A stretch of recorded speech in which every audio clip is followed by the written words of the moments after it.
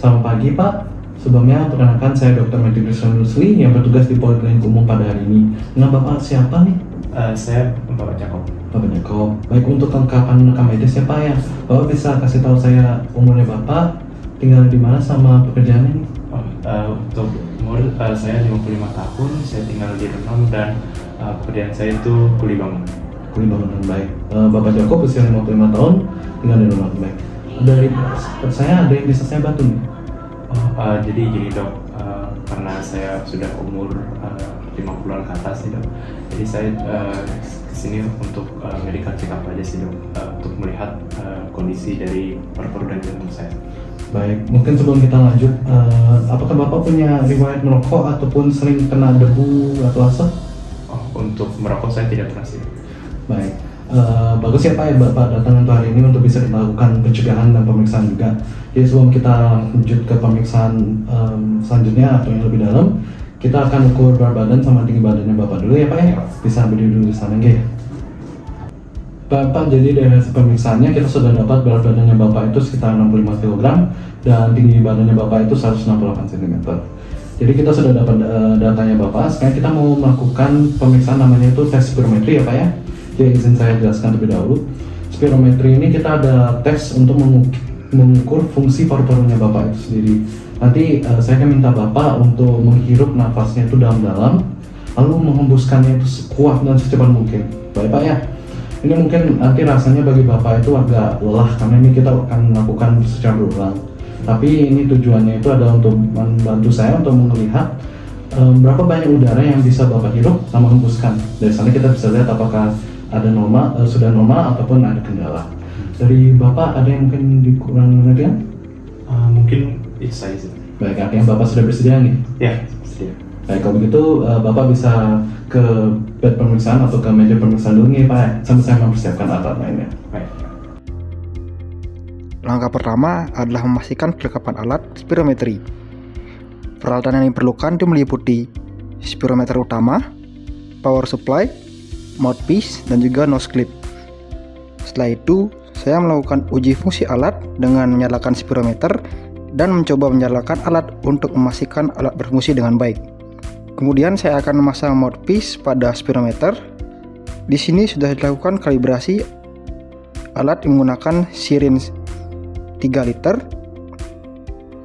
Hasil kalibrasi dinilai baik apabila nilai yang tercatat berada dalam batas toleransi, itu kurang lebih 3% dari 3 liter, yaitu antara 2,91 hingga 3,09 liter. Selanjutnya, persiapan subjek dilakukan dengan melakukan pengecekan beberapa kondisi pada pasien sebelum dilakukan pemeriksaan spirometri, yaitu yang pertama, apakah terdapat kontraindikasi absolut, kedua, apakah terdapat kontraindikasi relatif. Selanjutnya, hal-hal yang harus dihindari sebelum atau saat tes dilakukan. Yang pertama, merokok dalam 1 jam sebelumnya. Kedua, konsumsi alkohol dalam 4 jam sebelum tes. Ketiga, vigorous exercise dalam 30 menit sebelum tes. Keempat, menggunakan pakaian yang ketat yang mengganggu ekspansi dada maupun abdomen. Kelima, makan terlalu kenyang dalam 2 jam sebelum tes. Dan terakhir, konsumsi bronkodilator dalam 1 jam sebelum tes. Jika semua syarat terpenuhi, posisikan pasien bisa duduk atau berdiri dengan dagu dan leher sedikit elevasi menggunakan nose clip, dan apabila pemeriksaan dilakukan beberapa kali, posisi satu subjek harus sama. Jadi cara memakainya ini Bapak pegang dulu sebentar alatnya. Baik. Nanti Bapak tarik nafas semaksimal mungkin. Langsung habis itu saat sudah selesai, sudah maksimum, Bapak dekatkan ini alat ini ke mulutnya Bapak. Masukkan ke dalam mulutnya Bapak. Lalu habis itu keluarkan nafasnya Bapak sampai habis. Baik, apakah dari Bapak mengerti? Baik, kalau gitu Bapak bisa langsung ya Pak lakukan. Baik, ya.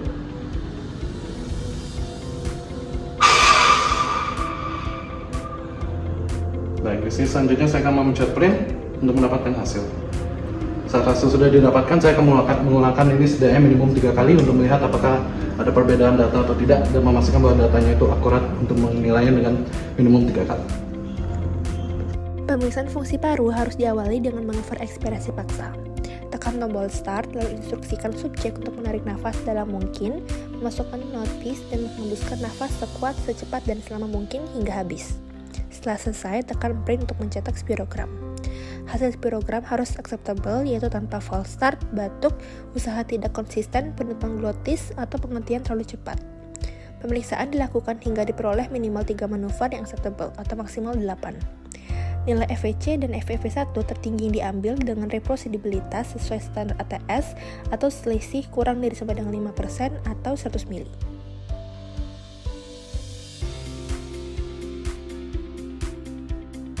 Baik Pak, hasil spirometrinya Bapak sudah keluar. Saya izin untuk jelaskan sedikit nih. Oke. Jadi dari hasil pemeriksaan yang didapatkan, nilai FEV1-nya Bapak itu dalam batas normal, dan perbandingan FEV1 dan terhadap FVC-nya itu juga dalam batas normal. Berarti itu aman kan dok?